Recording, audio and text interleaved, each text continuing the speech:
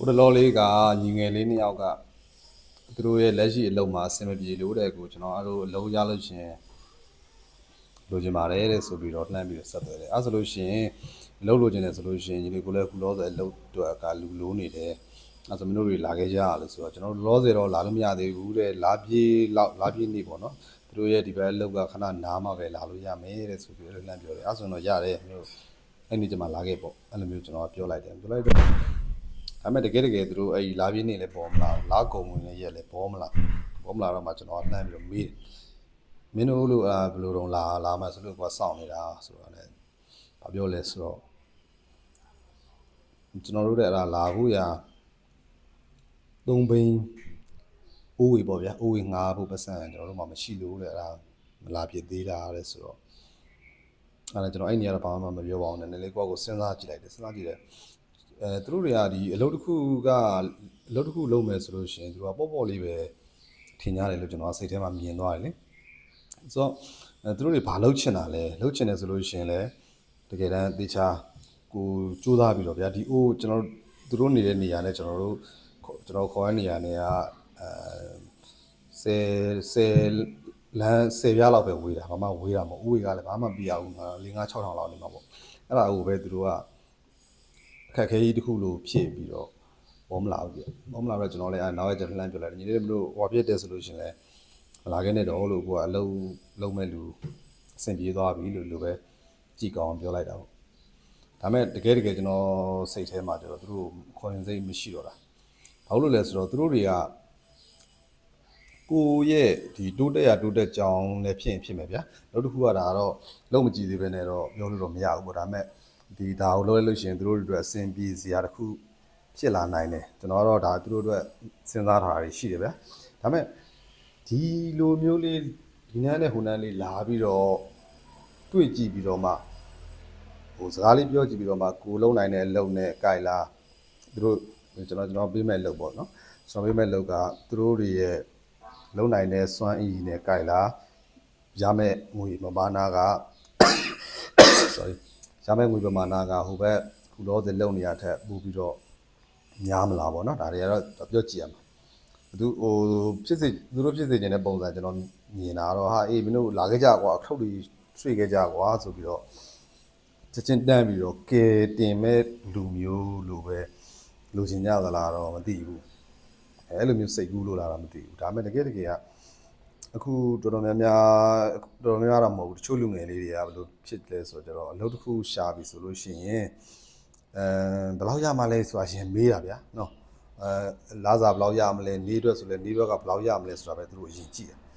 ်ဒါပေမဲ့ဒီနေရာမှာကျွန်တော်မှားနေတဲ့ချက်လေးကတကယ်တမ်းကသူကအလုပ်တစ်ခုကိုကျွန်တော်တို့တွေကလကစားပဲလုပ် daily ပဲလုပ်အရင်ဆုံးစိစက်ညှိနှိုင်းတာကအရေးကြီးတယ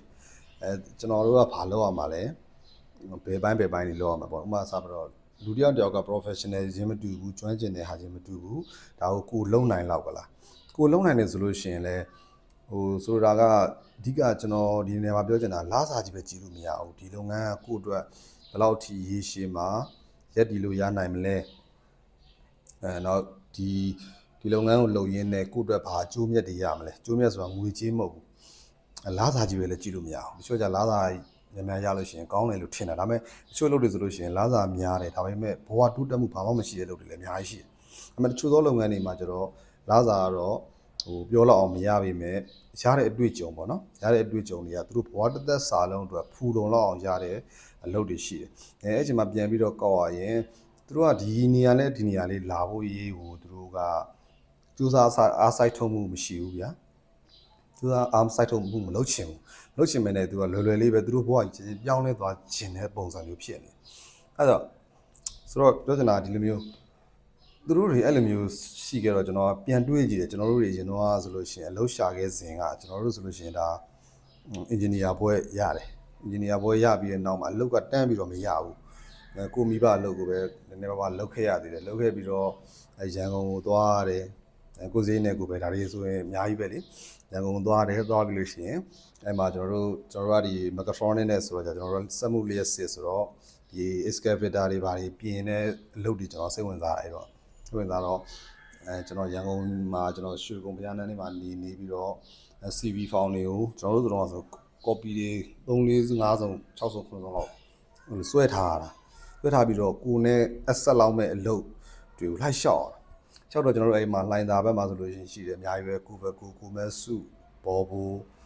ဟီတာချီပေါ့အတူတူပဲဘောဘူနဲ့ဟီတာချီနဲ့အတူတူပဲမသိတော့ဘာလို့လဲဆိုတော့လိုင်းကားနဲ့သွားရတယ်သွားပြီးလို့ရှိရင်ဒီ CV form တွေကိုလိုက်ပြီးတော့အဲ့ community တွေဝင်ပြီးကျွန်တော်ဒါအလုပ်လျှောက်ချင်လို့ပါဆိုပြီးတော့ဝင်ပြီးလိုက်ပေးရတာလိုက်ပေးပြီးတော့နောက်မှာသူတို့တွေကပြန်ဆက်သွယ်လာပြီဆိုတော့မှအဲ့ဒါသွားပြီးတော့ interview ဖြေရတာပေါ့နော်ပြန်မဆက်သွယ်တဲ့ company တွေလည်းအများကြီးရှိတယ်ဒါမျိုးပေါ့ဆိုတော့ဘာပဲဖြစ်ဒီကိုယ့်ရဲ့ဒီကျွန်တော်တို့ဆိုလို့ရှိရင်ဒါကို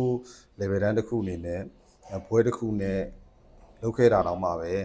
ကိုရကျင်တဲ့အလုပ်ကိုဒီလိုပဲကြိုးစားသွားပြီးတော့ရှောက်ရတာပေါ့ဗျာကျွန်တော်ခုဒီဖြစ်စဉ်ဆိုလို့ရှိရင်ကျွန်တော်စဉ်းစားကြည့်တော့သူတို့တွေဒီကိုစီကကိုဟာဒါကျွန်တော်ဆိုလည်းသိတယ်သူတို့တွေအခက်ခဲရှိလို့ကိုဆက်သွယ်တာဆိုတော့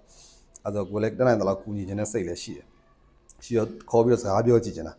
မှမင်းသူတို့ဘာလုပ်နိုင်လဲကိုပေးမဲ့အလုပ်နဲ့သူတို့တွေကိုက်ညီမှုရှိလားပေါ့နော်ကိုက်ညီမှုရှိပြီးတော့တချို့ကြလဲover ဆိုကျွမ်းကျင်မှုအဆင့်ပေါ့ဗျာသူတို့ဒီဟာကိုခိုင်းလဲလို့ဒီခါတက်ပို့ပြီးကျွမ်းကျင်တဲ့လူတွေရှိတယ်အဲ့မျိုးဆိုရင်ကျွန်တော်တို့ကပြန်ပြီးတော့ဒါအလုပ်အပ်တဲ့သူပေါ့ဗျာအလုပ်ရှင်လို့ပဲပြောမှာပေါ့အလုပ်ရှင်တွေကကျတော့သူတို့ပို့ပြီးတော့ကောင်းမွန်တဲ့လာစာပေးပြင်ဗျာကောင်းမွန်တဲ့လုပ်ကိုထပ်ပြီးတော့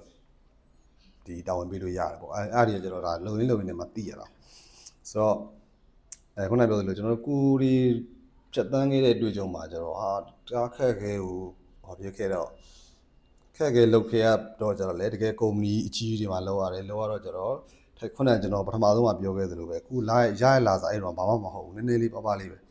သူတောင်းကနန်းလောက်ပဲရဒါပေမဲ့ဘာရခဲ့လဲဆိုတော့အဲ့လိုကုမ္ပဏီအကြီးတွေမှာကျွန်တော်တို့တွေဘယ်လိုတွေဖြတ်တန်းကြသလဲဘယ်လို organization နဲ့ဘယ်လိုတွေလေပတ်ကြသလဲဆိုတဲ့အတွေ့အကြုံကောင်းတွေရတယ်။ဒါတော့ကိုတကယ်ကို business ကိုပိုင် business လုပ်တဲ့ချိန်ကျတော့လေဒီ business ကိုဘယ်လို set run မလဲပေါ့ဗျာ။ဒါတွေအများကြီးတွေ့ကြုံရလူဘဝမှာတကယ်တမ်းတန်ဖိုးရှိဆုံးကအဲ့ဒီအတွေ့အကြုံပဲအတွေ့အကြုံဆိုတော့သူများစီကနေလက်ဆင့်ကမ်းပြီးတော့ယူလို့လည်းမရဝယ်လို့လည်းမရဘာမှလုပ်လို့မရအဲ့လေကိုယ်တိုင်ရင်းပြီးတော့မှသိရတဲ့အသိရှိဆိုတော့အဲ့ဒီအတွေ့အကြုံတွေကျွန်တော်တို့ကကောင်းကောင်းမွန်ရခဲ့တယ်အခုချိန်ထိလည်းကျွန်တော်ဒီအတွေ့အကြုံတွေကိုအများကြီးတန်ဖိုးထားတယ်အားကြောင့်လည်းဒီနေ့ဒီဗီဒီယိုကကျွန်တော်ဗာပြောချင်တာလဲဆိုတော့ဒီလူငယ်တွေပဲဖြစ်ဖြစ်ပေါ့နော်လူကြီးတွေပဲဖြစ်ဖြစ်ကိုလောက်ရမယ့်အလုပ်ဒီကိုအတွက်ဘယ်လောက်အကျိုးရှိမလဲဆိုတာကိုငွေကြေးတစ်ခုနဲ့တိုင်းတာပြီးတော့ဆုံးဖြတ်လို့မရဘူးဆိုတဲ့အကြောင်းလေးကိုငွေကြေးတစ်ခုနဲ့ဆုံးဖြတ်လို့မရဘူးဗျာနောက်ခုနကကျွန်တော်ပြောသလိုကိုဘဝအတွက်ဘာတွေတွေ့ကြုံနေရမလဲရောင်းအပိုင်းဆိုလို့ရှိရင်လည်းဘယ်လိုတွေရောင်းဝယ်လုပ်ရတယ်လဲဘယ်လိုတွေလုပ်နေကြလဲဆိုတာကိုမမြင်ဘူးတဲ့ပတ်ဝန်းကျင်မှာဝင်ဆန့်လိုက်ခြင်းအပြင်ကိုယ့်အတွက်အကျိုးကျေးဇူးတွေအများကြီးရှိနိုင်တဲ့အတွက်ကြောင့်မို့လို့ဒါနည်းနည်းလေးသတိပြုဆင်ခြင်စရာလေးတစ်ခုဖြစ်တဲ့အကြောင်းအဲလိုမျှဝေပေးခြင်းဖြစ်ပါတယ်အားလုံးပဲကျွန်တော်နောက်ဗီဒီယိုတွေမှာလည်းဒီလိုမျိုးလေးအကြောင်းအရာလေးတွေကိုမျှဝေမှာဖြစ်လို့ကျွန်တော် channel လေးကိုလည်းကူညီတဲ့အနေနဲ့ subscribe လေးနှိပ်ထားခဲ့ပေးကြပါအားလုံးပဲကျေးဇူးတင်ပါတယ်